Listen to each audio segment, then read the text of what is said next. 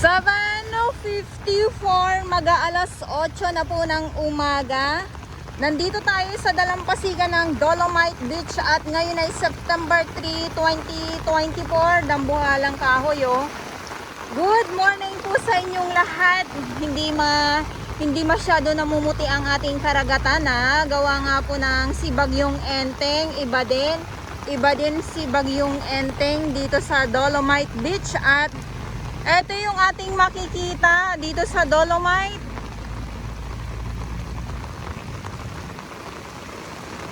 Samut-saring kalat muli ang ating makikita.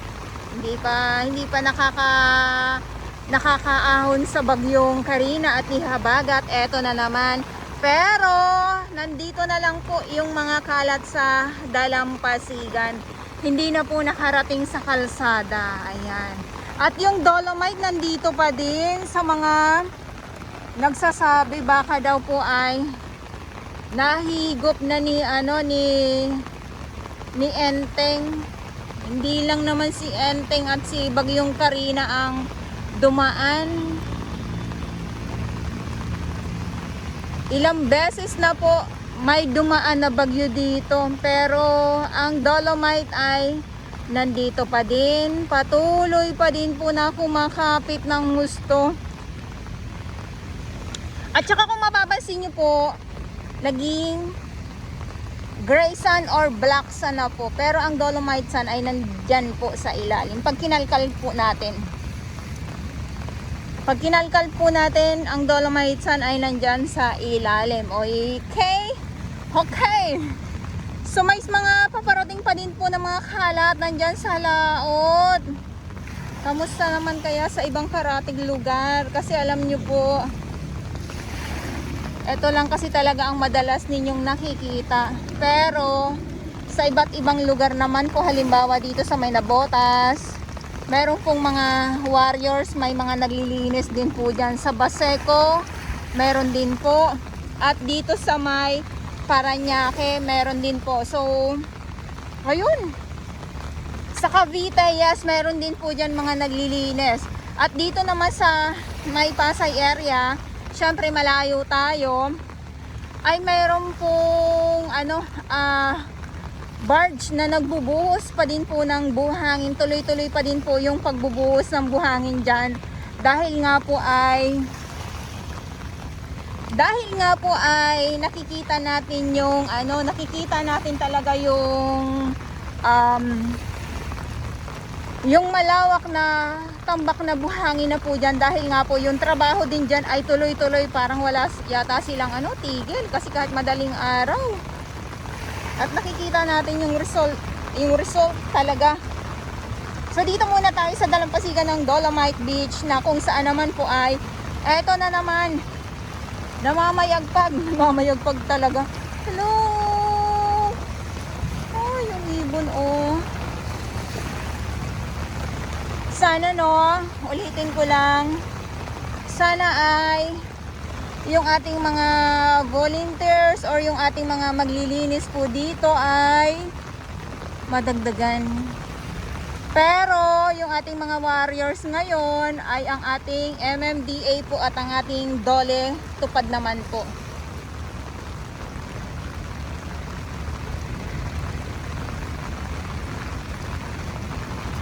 May sombrero dito, Ayan, naiano yan.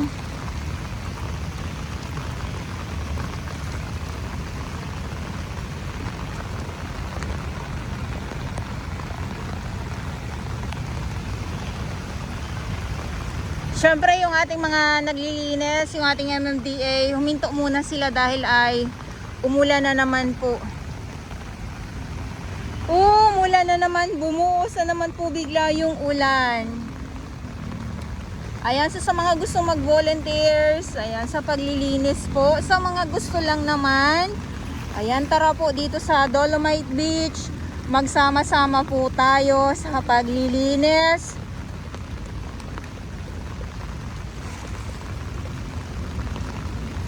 At mayroon din po ditong naglilinis, halimbawa yung mga volunteers po, katulad po ng ating mga vendors. Sila din po ay naglilinis sa mga viewers ko, sa mga hindi po nakakaalam. Naglilinis din po yan sila. At yung ating mga kapulisan at ang ating mga security guard. At mayroon pa pong paparating na mga kalat nandyan, oh. Grabe.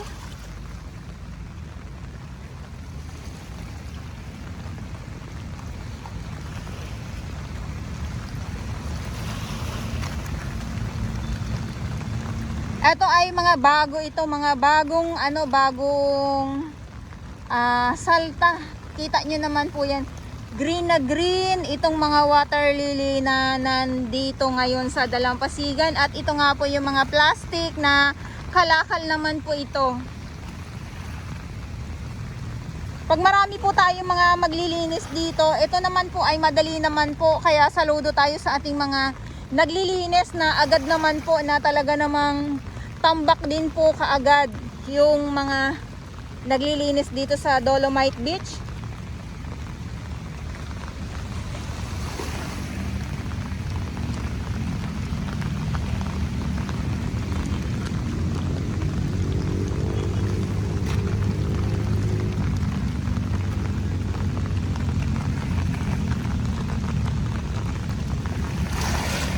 Ay!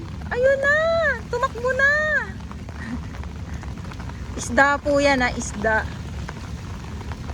Pagkatapos ang bagyo, sana sa mga susunod, pero narinig ko lang ay may panibago na naman pong namumuo na naman na LPA na naman, low pressure area na naman. Kaya sana wag naman matuloy, kasi paano na lang? Okay, paano na lang? Pagkatapos naman ito, makita ninyo itong mga kalat nga po na nandito sa Dalampasigan. Liliwanag muli ang Manila Bay. Tapos ang mga lamang dagat naman po ang magpipiesta dito. Sa ngayon, ang nagpipiesta sa ngayon dito ay itong mga water lily. Sila yung mas nangingibabaw. Grabe. Ayan, oh. Fiesta ito ng water lily ngayon dito sa Dolomite Beach. Nandito na lang sila sa pinakatabi. Hindi katulad noon, nakakarating sila sa kalsada. Okay, sa aking mga viewers, Bagyong Enteng po ito, ha. Ang alon ay hindi naman ganun kalakasan. At ayan lang po, ganyan lang po yung dagat ngayon.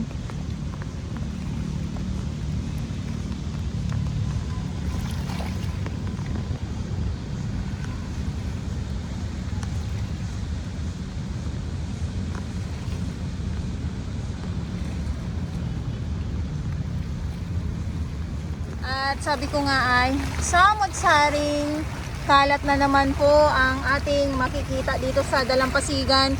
Alam nyo po yung kalat doon sa sa kabila doon sa 500 meters ng Dolomite Beach ay nakuha na po yun. So eto na naman po, basta itong kahabaan ng 500 meters ng Dolomite Beach ay grabe, sobrang daming kalat po.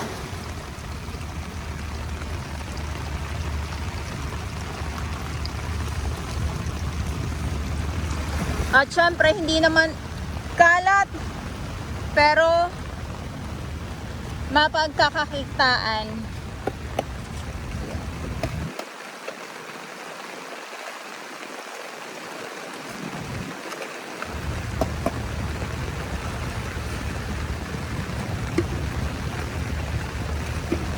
Mga plastic, good morning.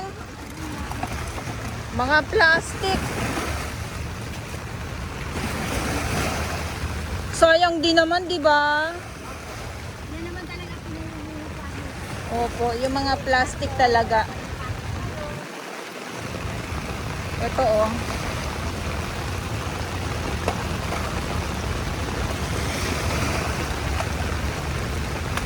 Mga plastic. Ayan, so yung ating ibang mga warriors, no, ay wala po silang pasok dahil suspendido nga po. Parang lumakas uli yung ulan. Pero hindi malakas ang alon. Kaya todo ang pangalakal ni Madam. Sayang din naman, di ba?